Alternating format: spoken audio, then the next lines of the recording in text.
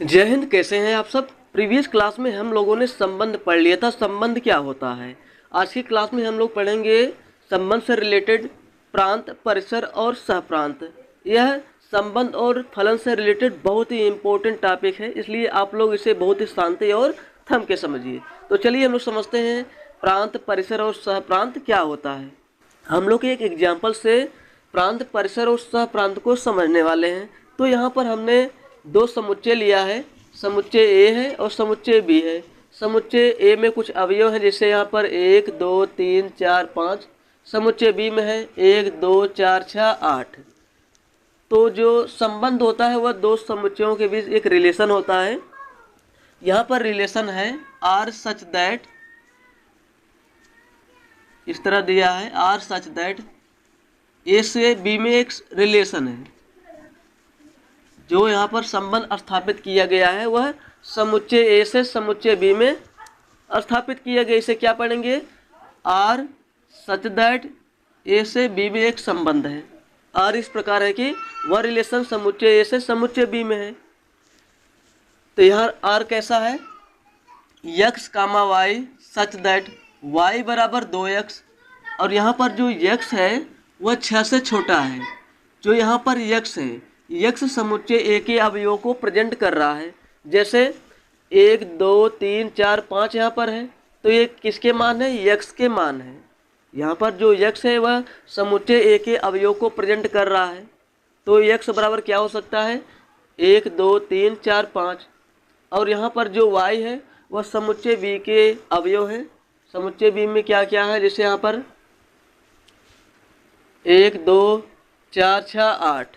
लेकिन यहाँ पर समुच्चय ए से समुच्चय बी में कोई रिलेशन है। वह रिलेशन किस पर डिफाइंड किया गया है, y इक्वल टू 2x। यहाँ पर हम x का मान रखेंगे, उसी के करस्पॉन्डिंग हमें y का मान मिल जाएगा। जब x का मान रखने पर y का मान मिल जाएगा, x का मान रखने पर y का मान हमें मिल जाएगा। तो x का मान कुछ रखेंगे, उसी के करस्पॉन्डिंग y का मान मिल जाएगा। इस तरह क्रमित युग्म बनते जाएंगे। तो प्रथम अवयव और द्वितीय अवयव के बीच कुछ रिलेशन होगा, उसी को हम क्रमित युग्मों के रूप में लिख देंगे। वही हमारा क्या हो जाएगा, संबंध हो जाएगा। लेकिन इसको हम इस डायग्राम के रूप में समझते हैं, ठीक है। इसको हम इस डायग्राम के रूप में समझेंगे तो बहुत ही इजीली हमें समझ में आ जाएगा। यहाँ पर समुच्चय ए को रोस्टर विधि से लिखा गया है, समुच्चय बी को भी रोस्टर विधि से लिखा गया है। तो समुच्चय बी को हम इस डायग्राम के रूप में भी लिख सकते हैं, जिसे कहते हैं डायग्राम फॉर्म। समुच्चय बी को भी हम कैसे लिख सकते हैं, इस डायग्राम के रूप में। जैसे समुच्चय ए में जो भी एलिमेंट थे उन सभी एलिमेंट को इस डायग्राम के अंदर लिख दिए हैं। समुच्चय बी में जितने भी एलिमेंट थे उन सभी एलिमेंट को इस डायग्राम के अंदर लिख दिए, उसका नाम दे दिए हैं समुच्चय ए, समुच्चय बी। तो समुच्चय ए से समुच्चय बी में एक रिलेशन है। वह रिलेशन कैसा है, वह रिलेशन है इस प्रकार कुछ।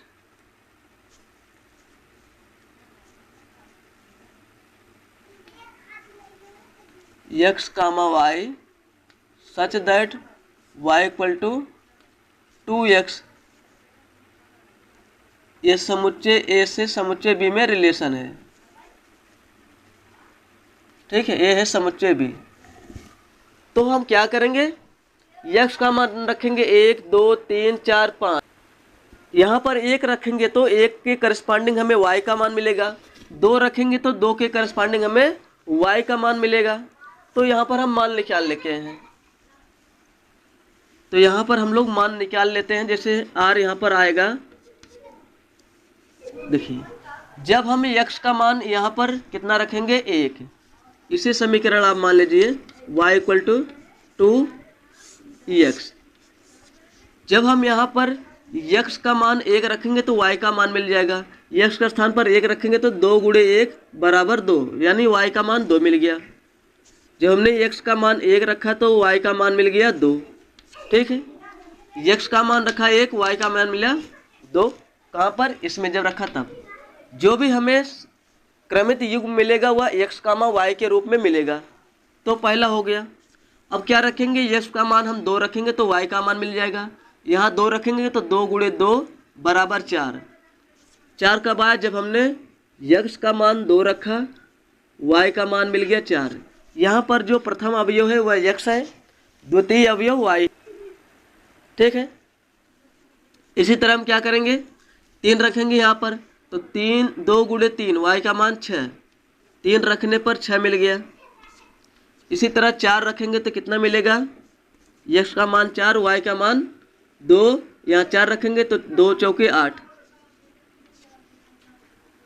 उसके बाद जब 5 रखेंगे तब क्या मिलेगा? 5 रखेंगे कितना मिलेगा? इसमें 5 दूना 10, यश का मान 5 रखने पर y का मान मिल गया 10। तो यहाँ पर रिलेशन आ गया है। ठीक है, यहाँ पर रिलेशन आ गया है। तो हम देखेंगे क्या क्या हमें यहाँ पर मिल रहा है। देखिए, जब हमने 1 रखा तो y का मान मिल गया 2, 1,2 में मिल रहा है, 1,2 मिल गया, यानी 1 का संबंध 2 से है। यहाँ पर देखिए 1 का संबंध 2 से है तो उस पर हम एरो लगा देंगे, 1 का संबंध 2 से है। ठीक है, यहाँ पर 2 है, 2 का संबंध 4 से है, 2 का संबंध किससे है? 4 से है। ठीक है, यहाँ पर जो दोनों अवयव हैं उन दोनों अवयवों में एक दूसरे से कुछ रिलेशन है, जो हमें रिलेशन यहाँ दिख रहा है। अगर यहाँ भी हमें दिख जाए तो वहीं पर हम एरो लगा देंगे। ठीक है, अब 3 का संबंध 6 से है, 3 का संबंध 6 से है। ठीक है, मिल गया, यही तो लिखे हैं, 1,2, 2,4, 3,6। इसके बाद 4,8, 4,8। ठीक है, इसके बाद क्या है? 5,10, 5,10 नहीं मिलेगा, छोड़ देंगे। ठीक है, जो मिलेगा हम वही लिखेंगे। तो समुच्चय ए और समुच्चय बी के अवयवों के बीच हमें केवल इतना ही रिलेशन मिल पाया है। क्या क्या मिला है? 1,2, 2,4, 3,6 और 4,8। इसे हम इस प्रकार भी पढ़ सकते हैं, ए का संबंध 2 से है, 2 का संबंध 4 से है, 3 का संबंध 6 से और 4 का संबंध 8 से है। ठीक है, अब यहाँ पर जो 2 है, 2 1 का प्रतिबिंब कहलाता है। 2 क्या कहलाएगा? 1 का प्रतिबिंब। यहाँ लिख सकते हैं 2 1 का प्रतिबिंब है, 2 1 का प्रतिबिंब है।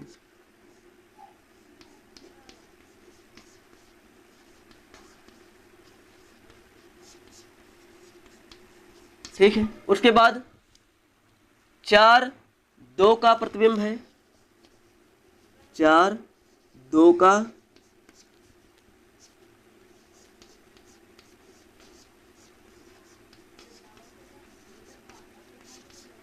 प्रतिबिंब है।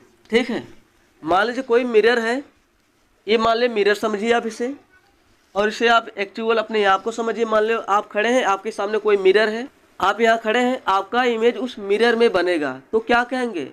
यह मिरर इस आदमी क्या है? मान लो कोई से व्यक्ति है, यहाँ कोई मिरर है, ऐसे एग्जाम्पल की समझिए, तो इस व्यक्ति का इमेज इसमें बनेगा। तो क्या कहेंगे? यह इमेज इस व्यक्ति क्या है? यहाँ व्यक्ति खड़ा है, इसका इमेज यहाँ पर बना, तो क्या कहेंगे? यह इमेज इस व्यक्ति क्या है, या कहेंगे यह प्रतिबिंब इस व्यक्ति क्या है? तो यही कहेंगे ना, यह प्रतिबिंब इसका है, यह प्रतिबिंब इसका है और यह इसका है। ठीक है, तो 2 किसका प्रतिबिंब है? 1 का, 4 2 का प्रतिबिंब है। इसी तरह 6 3 का प्रतिबिंब है, 6 3 का प्रतिबिंब है।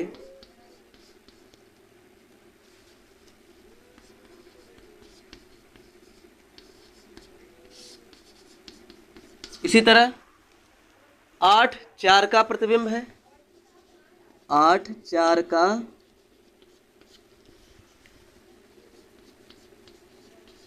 प्रतिबिंब है। ठीक है, इस तरह हम बता सकते हैं कौन किसका प्रतिबिंब है। ठीक है, अब यहाँ पर जो रिलेशन आया उसे देखिए, यहाँ पर जो रिलेशन आया हुआ है उसे अच्छे से देखिए। यहाँ पर देखेंगे जो क्रमित युग्म है, 1,2, 2,4, 3,6, 4,8 और 5,10। यहाँ पर आप लोग देखेंगे पहला अवयव x है, दूसरा y, पहला x दूसरा y, पहला x दूसरा y। तो यहाँ पर जो पहला अवयव है x के स्थान पर 1 है, 2, 3, 4, 5 है। जो r बना है वह क्रमित युग्मों के रूप में बना है। तो r के क्रमित युग्मों में प्रथम अवयवों का समुच्चय प्रांत कहलाता है। क्या कहलाता है? प्रांत कहलाता है।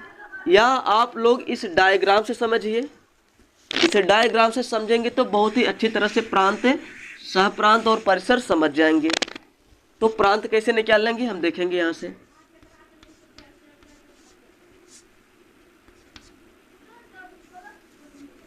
तो प्रांत कैसे निकालेंगे देखिए, 1 का संबंध 2 से है, 2 का 4 से, 3 का 6 से और 4 का 8 से है। तो यहाँ पर जिसका जिसका संबंध बन गया है, समुच्चय ए में जिन अवयवों का संबंध समुच्चय बी से है, उन अवयवों के समुच्चय को कहते हैं प्रांत। तो 1 का संबंध बना है, 2 का बना है, 3 का बना है, 4 का बना है, तब 1, 2, 3, 4 को क्या कहेंगे? प्रांत कहेंगे। या और अपने तरीके से समझना चाहे तो इस तरह समझ सकते हैं। तो समुच्चय ए के वे अवयव जिन्होंने तीर मारा है, जिन्होंने तीर मार दिया है। तीर किसने मारा है? देखिए, 1 ने तीर मारा, 2 ने तीर मारा, 3 में मारा, 4 ने मारा। तो 1, 2, 3, 4 को क्या कहेंगे? प्रांत कहेंगे। क्या कहेंगे? प्रांत। 1, 2, 3, 4 ये सभी क्या हैं? प्रांत हैं। जिन अवयवों ने तीर नहीं मारा है या जिन अवयवों का संबंध समुच्चय ए के किसी भी अवयव से नहीं है, उसे हम छोड़ देंगे, वह प्रांत में काउंट नहीं किया जाता है। तो 1, 2, 3, 4 का संबंध समुच्चय बी के किसी न किसी अवयव से है। 5 और 6 का रिलेशन किसी से नहीं है, तो 5 और 6 प्रांत में नहीं आएंगे। तो प्रांत में कौन आएगा? 1, 2, 3, 4। इन चारों को प्रांत कहेंगे। अब समझते हैं परिसर। परिसर कैसे निकालेंगे? परिसर, परिसर भी बहुत आसान है। यहाँ देखिए, समुच्चय ए के अवयवों ने तीर मारा है, तो जिसने जिसने तीर मारा उसे देखिए। 1 ने तीर मारा 2 को, 2 ने 4 को, 3 ने 6 को, 4 ने 8 को। तो समुच्चय ए के अवयवों में जिन जिन अवयवों को तीर लगा हुआ है, जिन जिन अवयवों को तीर लगा हुआ है, उन्हीं को कहते हैं हम परिसर। देखिए, तीर किसको लगा है? 2, 4, 6, 8। 2, 4, 6, 8 को तीर लगा हुआ है, तो इसको कहते हैं परिसर। क्या कहते हैं? परिसर। क्या कहते हैं? परिसर। तो परिसर में कौन कौन आएंगे? 2, 4, 6, 8। 1 को तीर नहीं लगा हुआ है, इसको छोड़ देंगे। तो 2, 4, 6, 8 इन्हीं को तीर लगा हुआ है। जिनको तीर लगा है उनको कहते हैं परिसर, और जिन्होंने तीर मारा हुआ है उसको कहते हैं प्रांत। तो तीर किसने मारा? 1, 2, 3, 4। तो 1 ने तीर मारा, 2 ने तीर को मारा, 3 ने मारा, 4 ने मारा। तो 1, 2, 3, 4 को कहेंगे प्रांत।